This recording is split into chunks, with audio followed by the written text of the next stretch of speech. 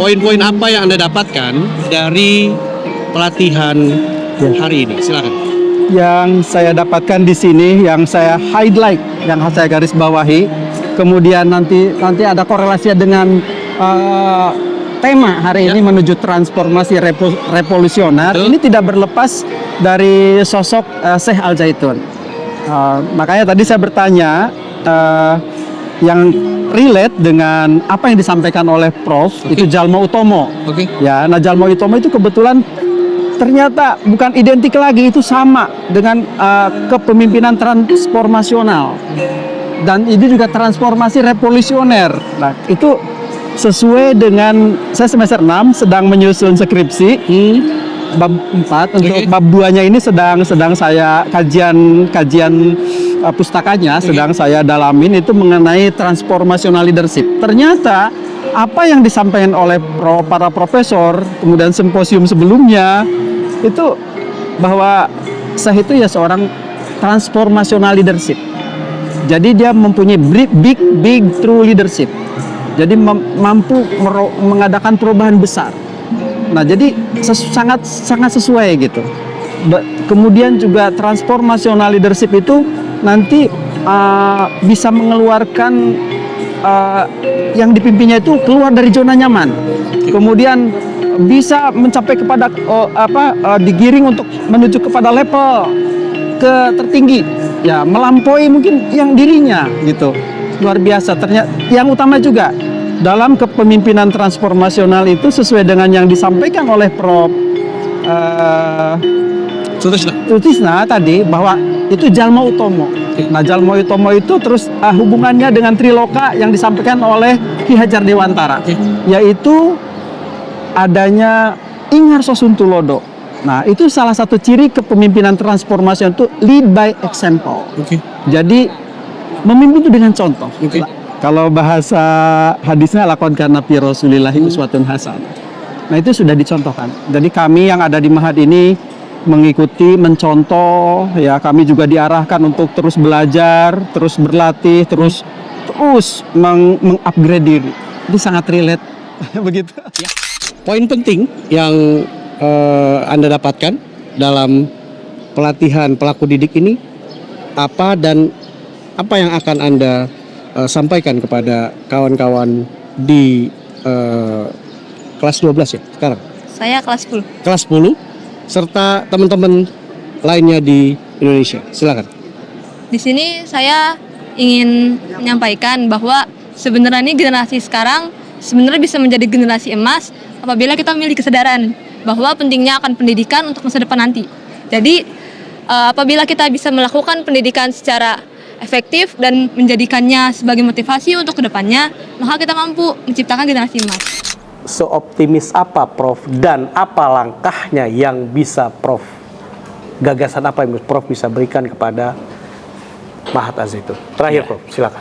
Ya, masyarakat Indonesia itu adalah masyarakat yang besar, heterogen. Nah, sementara Al Zaitun itu hanya sekian persen dari sekian banyak. Tetapi kita jangan pesimis. Ya, berapapun yang bisa dididik di sini itu adalah emas-emas ya, yang nanti bisa dikembangkan di masyarakat masing-masing. Al Zaitun maju terus, Al Zaitun belajar terus, Al Zaitun bersatu.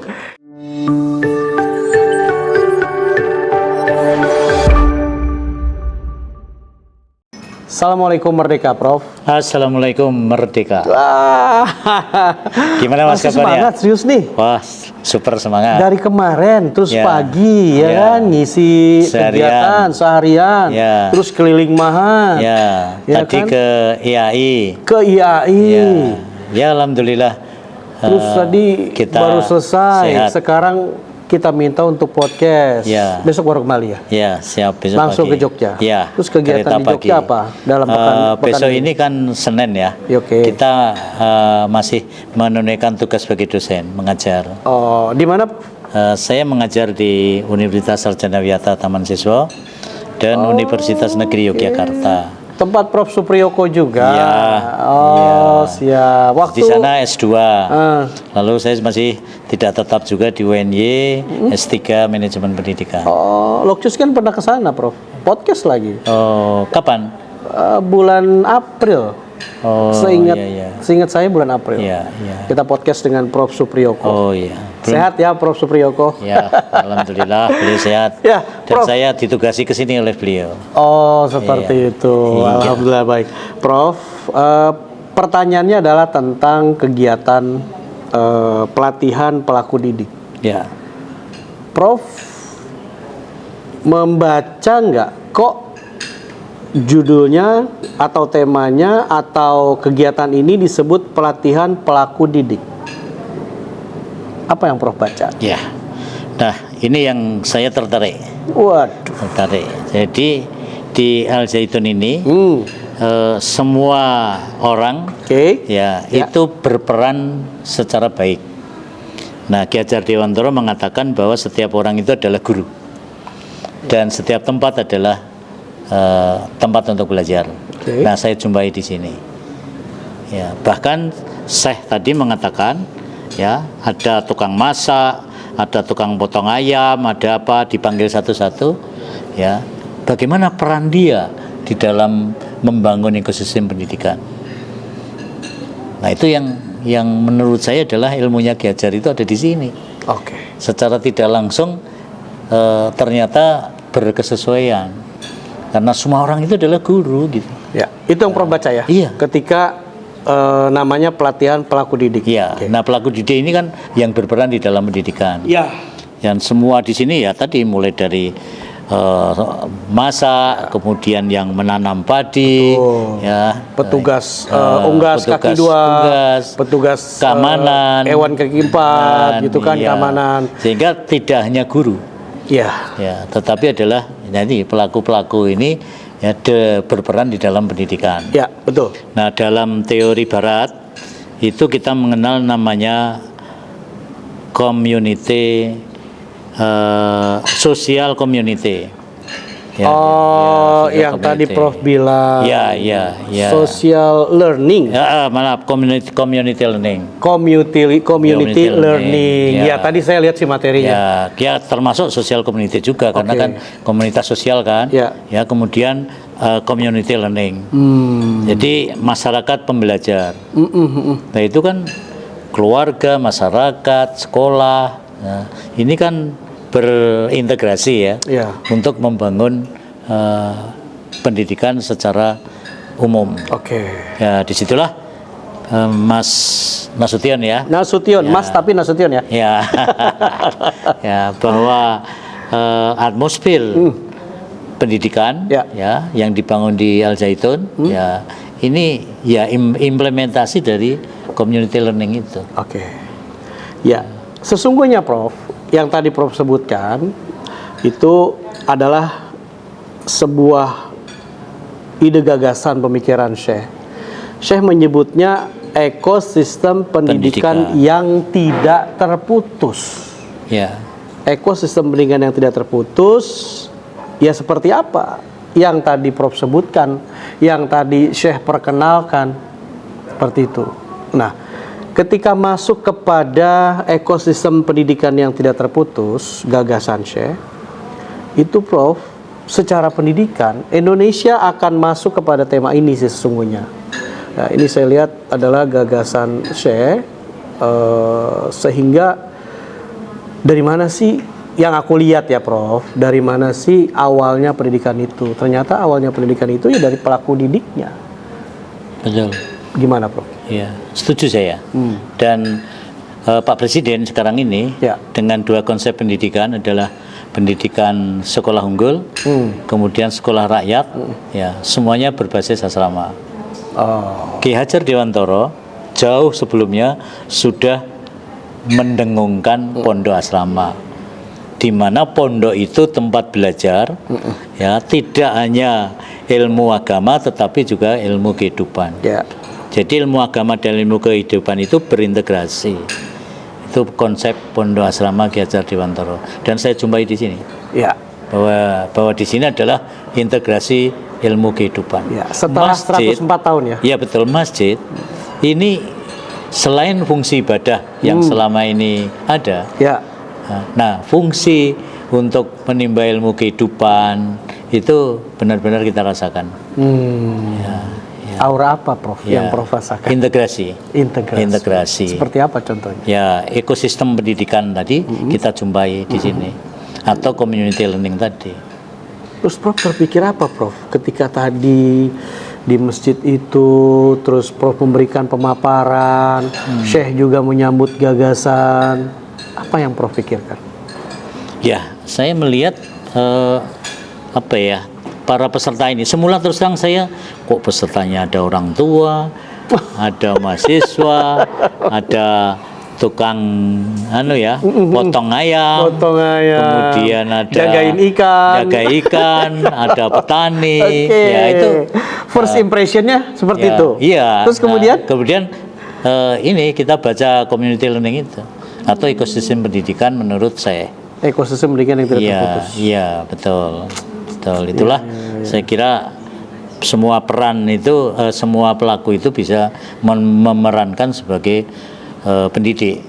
Ya, istilah Ki Hajar guru kan. Ya. Itu loh. Ya, Prof. Ekosistem pendidikan yang tidak terputus. Terus kalau boleh pakai istilah Prof Wardiman ya, link and match ya. Iya. Ya, link and match.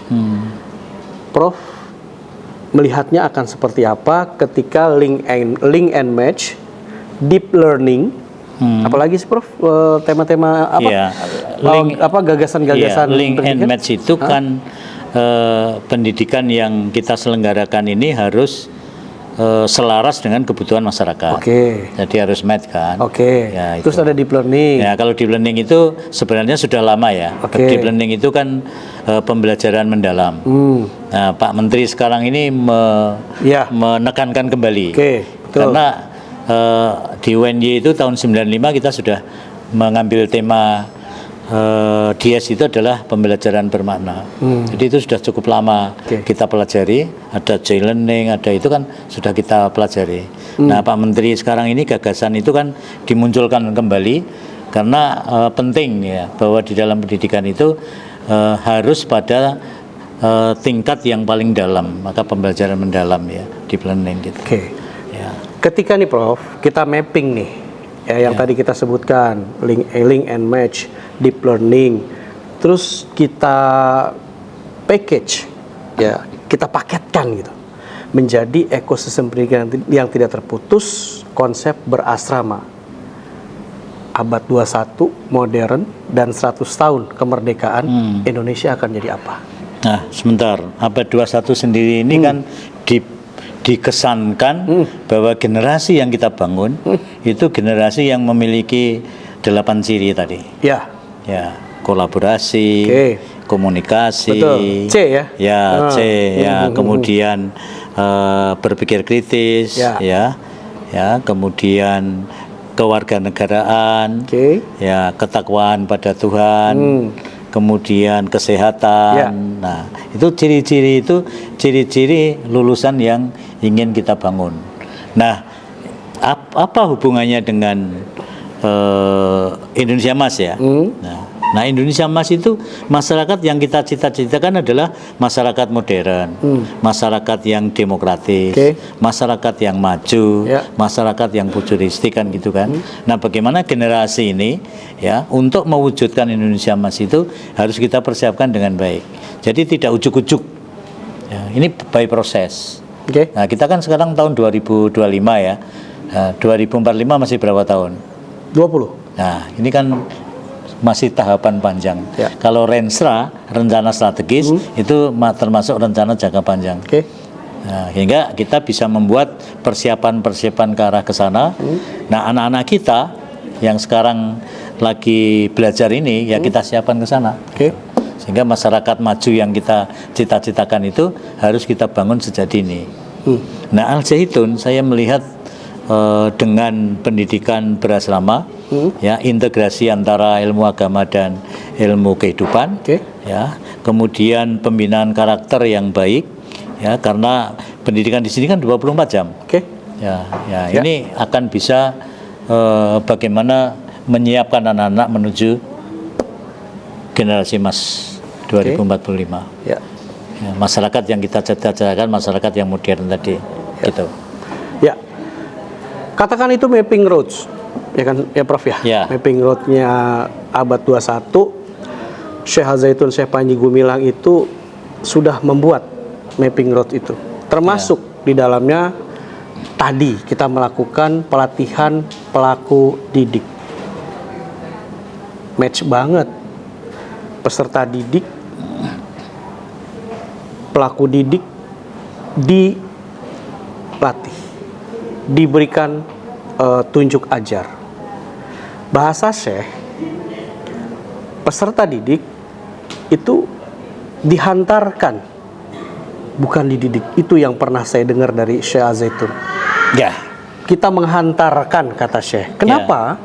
Karena abad 21, 100 tahun Indonesia merdeka, maka jadikan generasi kita apa yang dia inginkan. Gimana, Prof? Ya. Konsep Ki Hajar itu menuntun. Wah. Konsep Ki Hajar. Ya, sama. Yang di depan itu adalah contoh ya. Iya, Oke. sama yang Syekh tadi. Syekh tadi kan menghantarkan. Iya, betul. Ki Hajar menghantarkan. Dewa menuntun anak-anak untuk mengembangkan potensi dirinya, potensi terbaiknya. Sehingga fungsi guru tuntunan, menuntun gitu loh. Ya kan sama, menghantarkan. Betul. Menghantarkan sehingga anak-anak sendiri yang potensi anak-anak sendiri itu yang berkembang atas dirinya dan tugas guru adalah mengantarkan, Ya. menuntun Ya. gitu loh. Ya. Nah, ini saya kira kesesuaian. Jadi saya sebagai orang taman siswa ya, saya melihat wah ini Al-Zaitun ini sebenarnya adalah banyak konsep Ki Hajar yang diterapkan. Dan saat itu pondok asrama itu Ki Hajar akan memberlakukan sistem nasional. Tapi mungkin situasi atau apa belum bisa terlaksana ya. Ya, ini akhirnya muncul boarding school kan gitu kan. Ya. Sekarang itu kan muncul banyak itu. Ya. Ya, kemudian di Al-Zaitun ini adalah sistem pondok asrama. Ya. Nah, ini saya kira perwujudan dari itu. Kalau ya misalnya kita punya sekolah rakyat ya, itu pondok asrama 24 belajar ilmu agama dan ilmu kehidupan menyatu ya, ini saya yakin akan mempercepat ya. Dan sekolah rakyat itu kan untuk masyarakat miskin ekstrim ya. Ingat data Biro Statistik ya, masyarakat yang miskin itu 80% pendidikannya sekolah dasar. Maka Pak Prabowo kemudian sekolah rakyat untuk mengikis miskin yang ekstrem itu, supaya jangan hanya SD dong ya, maka sampai pada SMA menengah, kalau perlu sampai perguruan tinggi. Nah, dari kalau pendidikannya tinggi maka berkorelasi dengan kehidupan. Nah, ini akan memutus rantai kemiskinan. Saya setuju terus terang. Saya sangat konsen ya bahwa kemiskinan ekstrim ini harus kita perangi lewat pendidikan. Ya. Nah, Pendidikan strategis Panji, ya, Prof, ya? Syekh Panji ini sudah mengarah ke situ. Ya, jadi bagaimana membangun pendidikan itu ya untuk bagaimana masyarakat menjadi masyarakat yang cerdas dan beradab. Ya, gitu. Ya. Pendidikan adalah road yang memang strategis. Ya. Saya ingat betul ketika Pak Prabowo ketika di G20 ya, G20, ya, gitu. Pak Prabowo mengatakan bahwa Indonesia itu urgent pendidikan dan kelaparan.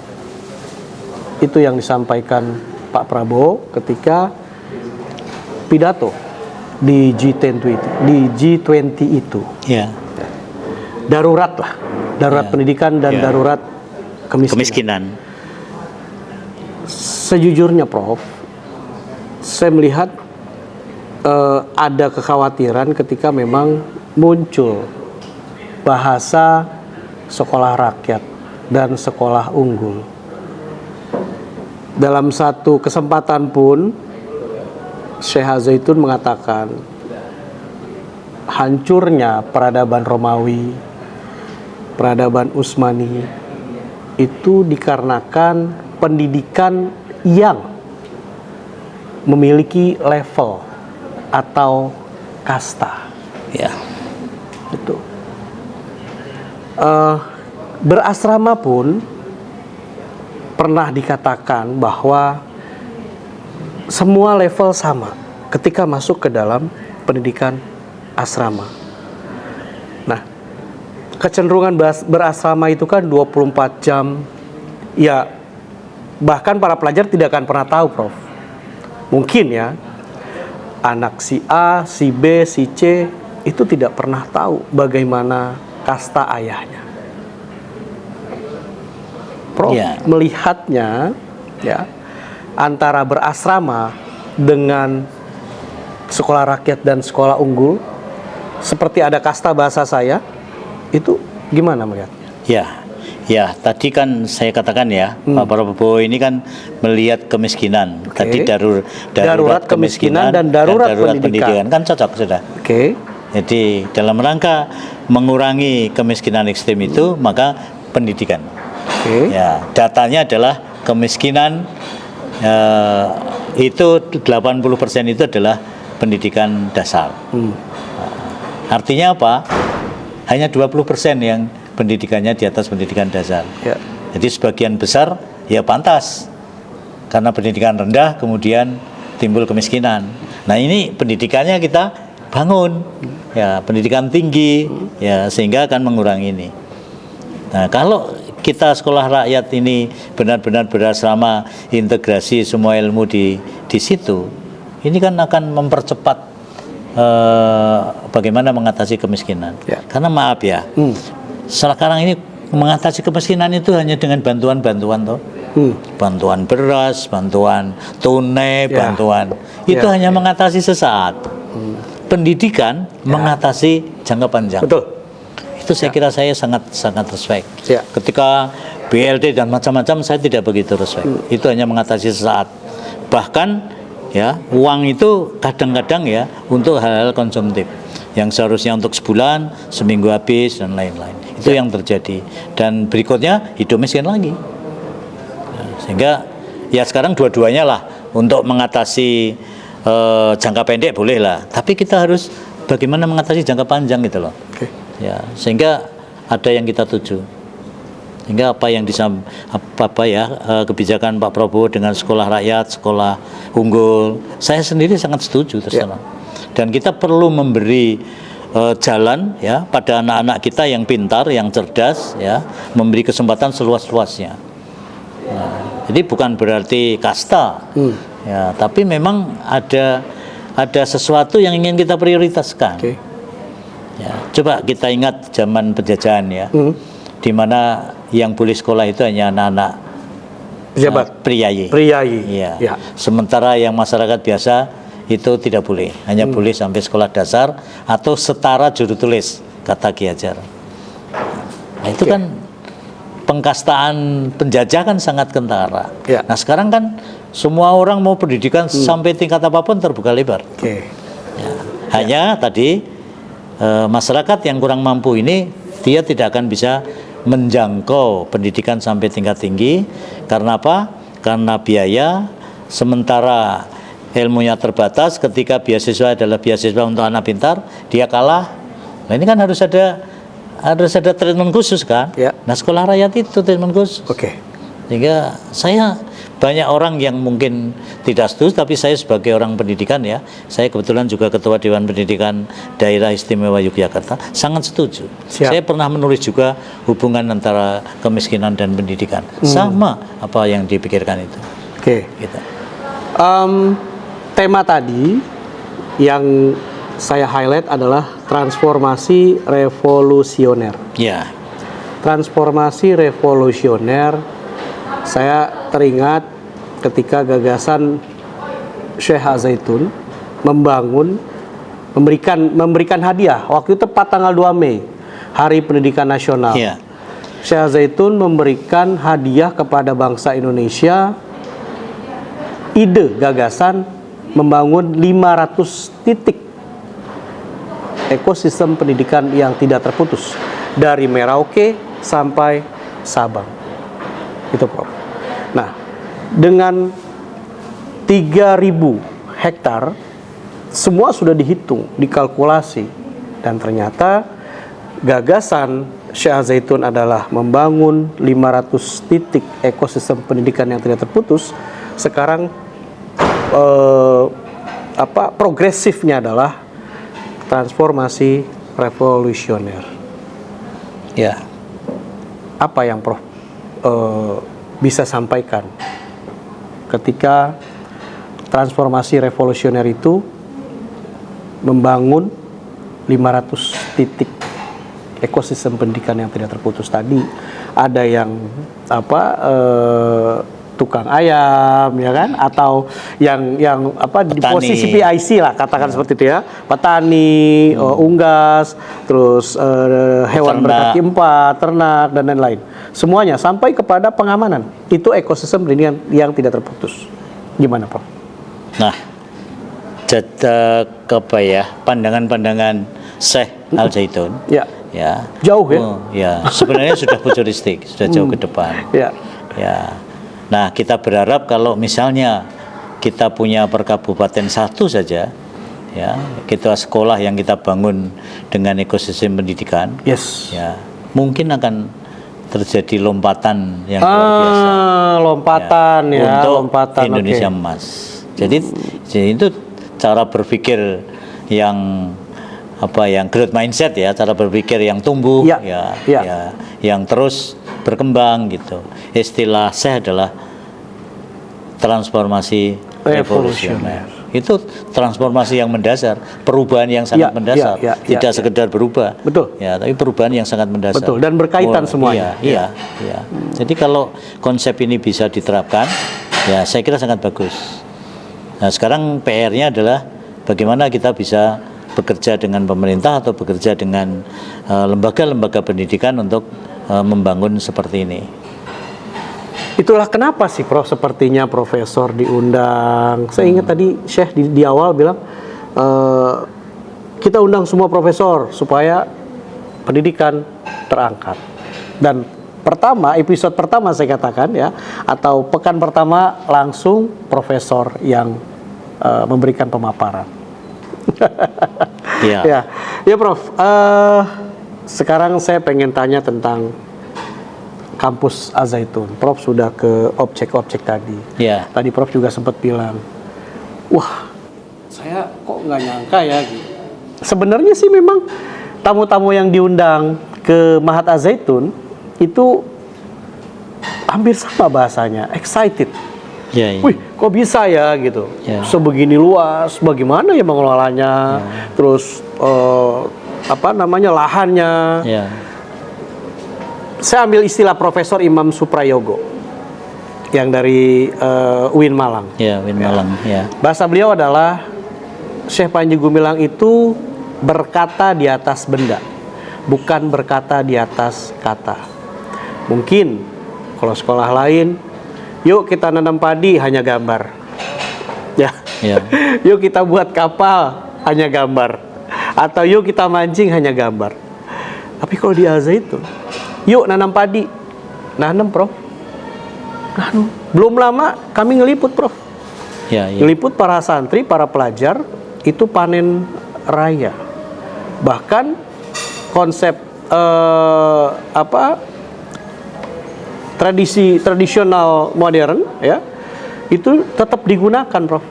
Menggunakan gerabak dan lain-lain. Apa kesan Prof setelah tadi keliling terus ketemu para pelajar pastinya? Ya. Begini ya. Ya.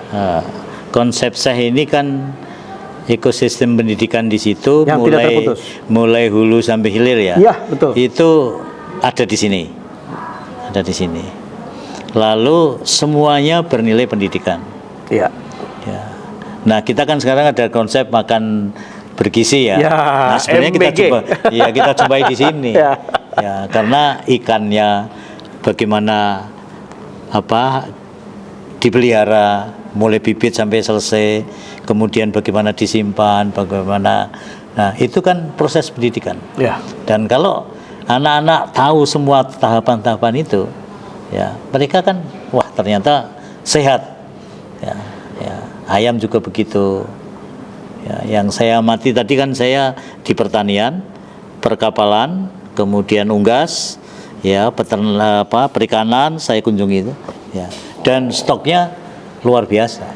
Ke Istana Beras? Iya, saya ke sana. Saya sampai ini kan sebenarnya konsep Bulog bisa dilakukan seperti ini kan? Gitu ya? Ada penyimpanan, Oke. ada penyimpanan itu kan gabah jangan beras. Iya, betul, Itu betul, kan betul. Gabah, iya, betul. maksudnya kan gitu. Ya, nah semuanya itu kan panen di sini dengan cara bekerja sama dengan masyarakat. Betul.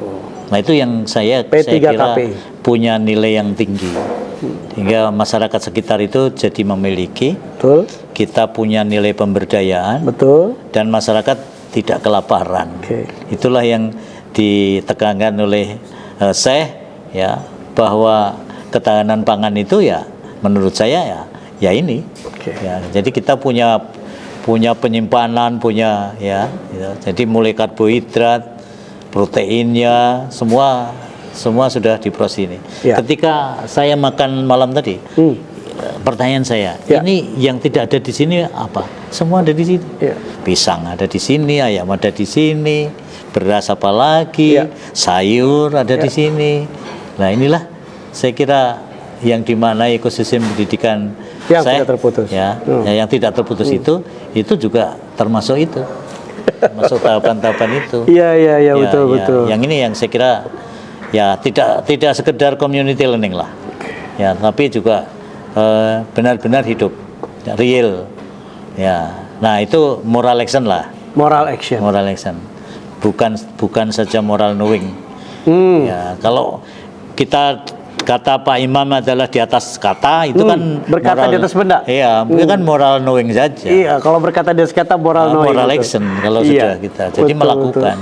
Dan saya bagaimana ketemu anak-anak yang menanam padi, menjelaskan bahwa ini tanaman saya, ya, nah nanti akan panen sekian hari, itu kan benar-benar real.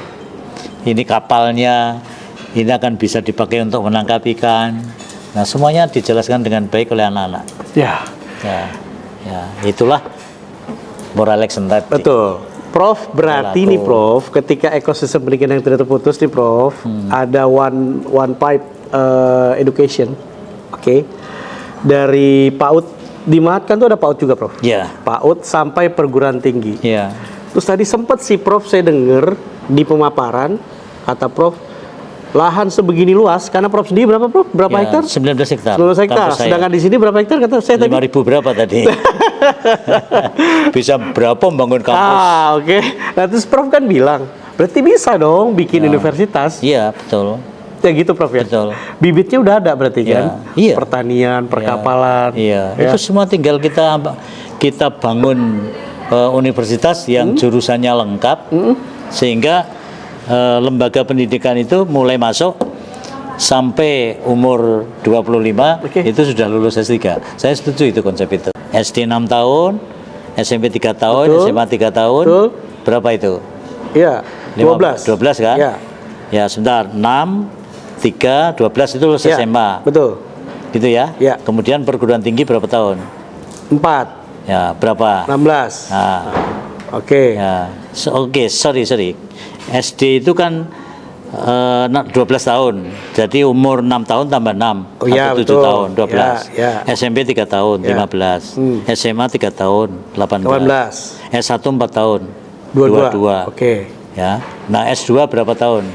2 tahun. 2 tahun. 24. S3 berapa tahun? 3 tahun, 27. Jadi saya ralat bukan 25 tapi 27. 27 tahun sudah S3 di sini. Dengan seluruh tahapan-tahapan sekolah itu ada di sini. Saya kira orang tua akan terbantu. Oke.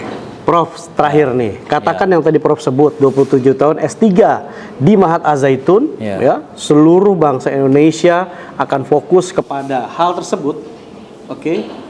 Terus sebagai closing statement,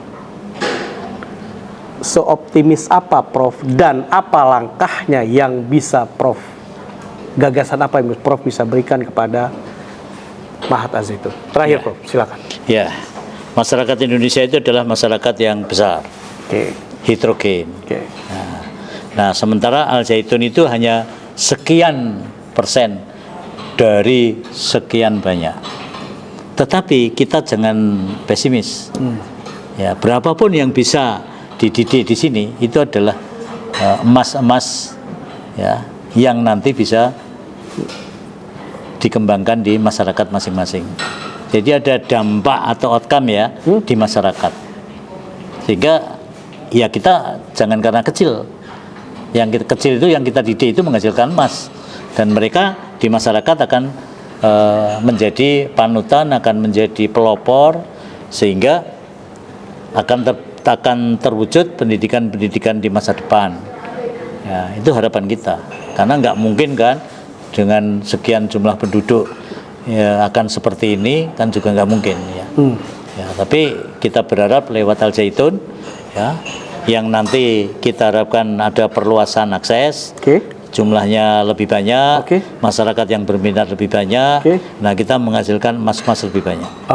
Harapan saya begitu ya, sehingga sinergi pendidikan antara pemerintah dan masyarakat, nah itu bisa diwujudkan, tidak hanya di atas kata.